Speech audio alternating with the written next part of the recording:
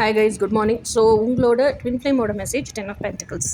இந்த 10 ஆஃப் பென்டிகல்ஸை பார்த்த உடனே எனக்கு என்ன தோணுதுன்னா, உங்கள் எல்லாருக்கும் இந்த 10 ஆஃப் பென்டிகல்ஸ் மாதிரி அபண்டன்ட்ஃபுல்லாக வாழணும், ஹாப்பியாக வாழணும், நிறைவாக வாழணும். ஓகேயா?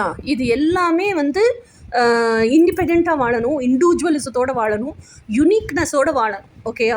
உங்களோட பேஷன் என்னவோ, சோல் அலைன்டு பேஷன் என்னவோ, அதை கெரியராக உருவாக்கி அதில் சம்பாரித்து மன நிறைவோட, நிம்மதியோட, ஹாப்பியாக, எப்படி சொல்கிறது, காமாக, அமைதியாக வாழணும். உங்களுக்கு யாரையும் எந்த தொந்தரவும் பண்ண வேணாம். நம்ம பாட்டு நம்ம வேலையை பார்த்தோமா, நம்மளுக்குமா காசு வந்துச்சா, பீஸ்ஃபுல்லாக அதை என்ஜாய் பண்ணோமா, நமக்குள்ளேயே ஹாப்பியாக இருந்துக்கிட்டோமா, அப்படி வாழணும் உங்களுக்கு. ஓகே? ஆனால் அதை வாழ்கிறதுல உங்களுக்கு என்னென்ன இந்த அபண்டன்ஸ் ஃப்ளோ வரமாட்டேங்குது. ஏன் வரமாட்டேங்குது அப்படின்னு யோசிச்சிங்கன்னா தெரியல. அப்போது நீங்கள் என்ன பண்ணுறீங்கன்னா, இந்த டிவைன் மாஸ்குலைன்ட்ட சரண்டர் பண்ணி எனக்கு மாசானா இவ்வளோ வேணும்னு கேட்குறீங்கல்ல, அங்கே தான் அந்த பிரச்சனை நடக்குது. டிவைன் மாஸ்குலைன்ட்ட இவ்வளோ வேணும்னு சரண்டர் பண்ணிடுறீங்க.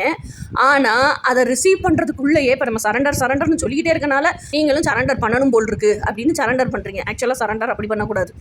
ஓகேயா? ஆக்சுவலான ஃபெய்த் இருக்கணும் டிவைன் மாஸ்குலைன் கிட்ட.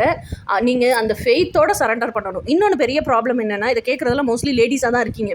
இத்தனை நாள் உங்கள் மாஸ்குலினிட்டிலேயே நீங்கள் வாழ்ந்துட்டீங்க. நீங்கள் கல்யாணம் ஆன பெண்ணோ, கல்யாணம் ஆகாத பெண்ணுன்னா பேரண்ட்ஸ்கிட்ட இல்லாமல் தனியாக இருந்து தனக்கான நீட்ஸை தானே பூர்த்தி பண்ணிக்கிற ஒரு பெண்ணாக இருந்து நீங்களே சம்பாரித்து அந்த சம்பாத்தியத்திலே வாழ்கிற பெண்ணாக இருக்கிறீங்க. அப்போ சம்பாதிக்கிறதுக்கு என்ன வழி? அந்த காசை பெருக்கிறதுக்கு என்ன வழி?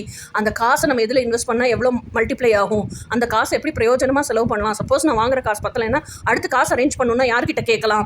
இதெல்லாம் நீங்களே யோசிச்சு எந்த பொருளை எங்கே வாங்கலாம், அந்த பொருள் வாங்கணும்னா அது ஃபுல்லாக விசாரிக்கணும். எந்த பொருள் இதே குவாலிட்டியில் என்ன ரேட் டிஃப்ரென்ஸில் கிடைக்குது, எந்தெந்த கடையில் ரேட் டிஃப்ரென்ஸில் கிடைக்குது, தரம் குறையாமல் எப்படி வாங்குறது, இது எல்லாத்துக்கும் நீங்களே அலைஞ்சு திரிஞ்சு இன்ஃபர்மேஷன் கேதர் பண்ணி அத்தனையும் உங்கள் தலையில் இழுத்து போட்டு செஞ்சு, கல்யாணம் ஆன பெண்ணாக இருந்தாலும் உங்கள் ஹஸ்பண்ட் இவ்வளோ எஃபிஷியண்ட்டாக இல்லை அப்படின்னா, இல்லை ஹஸ்பண்டு காலையில் வேலைக்கு போயிடுவார், ராத்திரி 11 மணி 12 மணிக்கு தான் வீட்டுக்கு வர்றவராக இருப்பார், வீட்டு வேலையை ஒன்றுமே செய்ய மாட்டாராக இருக்கும். அப்போ நீங்கள் தான் எடுத்து செய்கிற நிலையில் பொசிஷனில் இருப்பீங்க.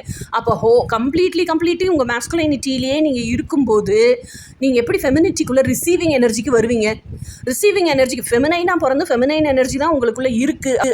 அதே மாதிரி எதிர்பார்ப்புகளும் ஃபெமினைன் மாதிரியே தான் இருக்குது. அப்படிங்கும் பட்சத்தில் என்ன ஒரு ஆள் முழுசாக எடுத்து பார்க்கணும், என்ன ஒரு ஆள் தாங்கணும், என்ன ஒரு ஆள் தங்க தாம்பாளத்தில் வச்சு பார்த்துக்கணும், இருக்கிற பாரத்தெல்லாம் அந்த ஆள்கிட்ட கொடுத்துட்டு நான் உசப்பாடான்னு உட்காந்துக்கணும். இப்படி உங்கள் எதிர்பார்ப்புகளுமே ஃபெமினைனுக்கான எதிர்பார்ப்பாகவே இருக்குது அப்படின்னா நீங்கள் வாழ்கிறதே என்னது? Self betrayal life. மாஸ்குலைன் சைடுலேருந்து வாழ்ந்துட்டுருக்கீங்க. அப்போ அபண்டன்ஸ் ஃப்ளோ லைஃப்லேயே இருக்காது. அபண்டன்ஸ் ஃப்ளோ லைஃப்லேயே இல்லாமல் இருக்கும்போது ஃபினான்ஸில் மட்டும் உங்களுக்கு அபண்டன்ஸ் ஃப்ளோ எப்படி வரும்? அப்போது இந்த மாதிரிலாம் இல்லாமல் உன்னோட ஃபெமினைன் சைட்லேயே வாழ கற்றுக்கோ அப்படிங்கிறது தான் மெசேஜ்.